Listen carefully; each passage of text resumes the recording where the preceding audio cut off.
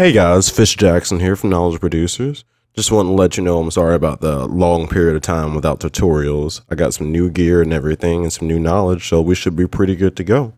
Let's jump right in. I'm going to talk you guys through making this new sound I made, this key-based sound.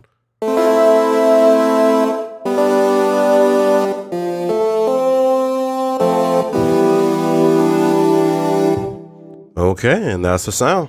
Let's go ahead and start from initialized massive. Gotta love it.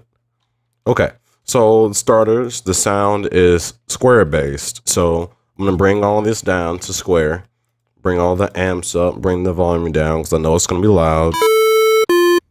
All right, cool. I'm gonna detune this one down twice. I'm gonna bring the second one up an octave by holding Alt and just nudging it up and down. You can do that, or I believe it's Command on a PC or Mac. Not really sure, I'm a PC user. And on the bottom one, I'm gonna detune it down an octave, and then just bam. So already we have an interesting square bass sound. Next, I'm gonna go ahead and add reverb, because reverb makes everything better, right? It really does.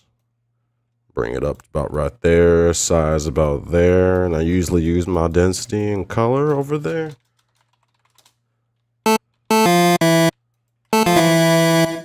Okay, so we're already somewhere. I'm gonna bring the high end down a little bit. I do that a lot just because the high end is heard easier. I like to bring my high end down, and would be the high end since this oscillator is up 12 semitones. So I'm just gonna bring it down all the way and fade it in.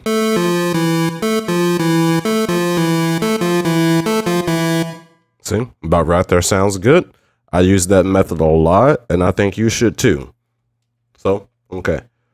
So if we got the bass's oscillators down, let's go ahead and get the filtering in. I used a simple low pass 4.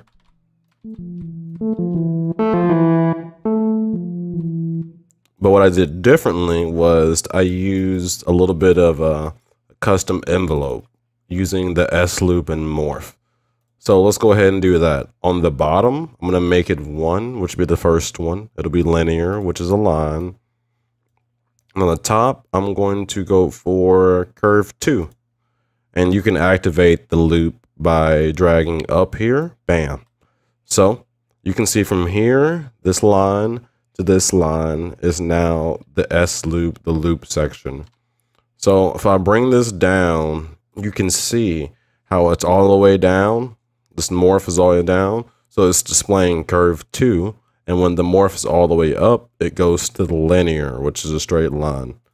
So I'm going to bring it about right there. And I want this to be the main part of the sound. So I don't want it this late in the envelope. So I'm going to bring my decay down, bring my attack down, and just pretty much try to get it at earlier part of the sound. There we go. So when the envelope is triggered, it'll instantly start going through here. I'm going to apply that to our low pass. Pretty neat. Yeah. Okay. So that's pretty much one of the main parts of the sound. That's pretty much the main sound right there. Let's see.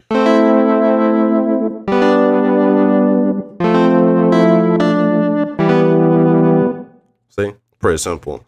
Now I'm just going to spice it up a little bit. Use some delay synced. About right there. That E is bothering me. There we go. Bring the damp down a little bit. Bring the feedback up and keep it over 1/4. I should probably turn it on. That may help.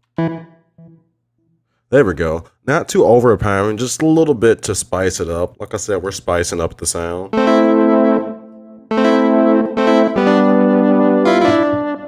And to be honest, the sound's pretty much done. But I'm going to make it a tad bit fancier. Right now, we've got it on parallel for the filters. So you can either go straight through the first filter, or you can go through the second filter as well in parallel. this goes between first and the second mixed filter. I'm gonna put it like right around here. So what you're hearing now is you're hearing a little tiny bit of low pass, but mostly what you're hearing is this, which is nothing, but I'm gonna change that to a band pass.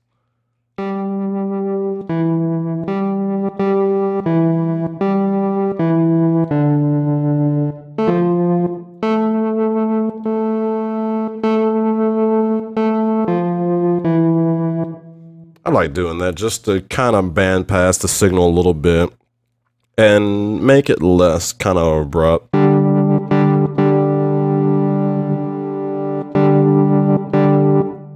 Okay. Actually, what I'm going to do is I'm just going to apply a macro to that so we can change between the. All right, filter mix. So now put it about halfway, so it's right about there. Let's check the voicing tab. This is pretty simple. The only thing I'm going to do to this patch here is I'm going to bring the unisono up. I'm also going to bring some of this volume down so we're not clipping. Just try to make a little headroom, not only while composing and mixing, but also in the sound design phase. You don't want to be clipping like that.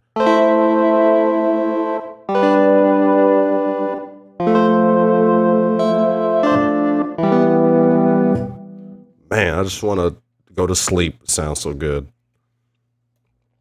Okay, and pretty much that's the initial sound. It's my key sound. I added a macro to it on the cutoff, so we can control that.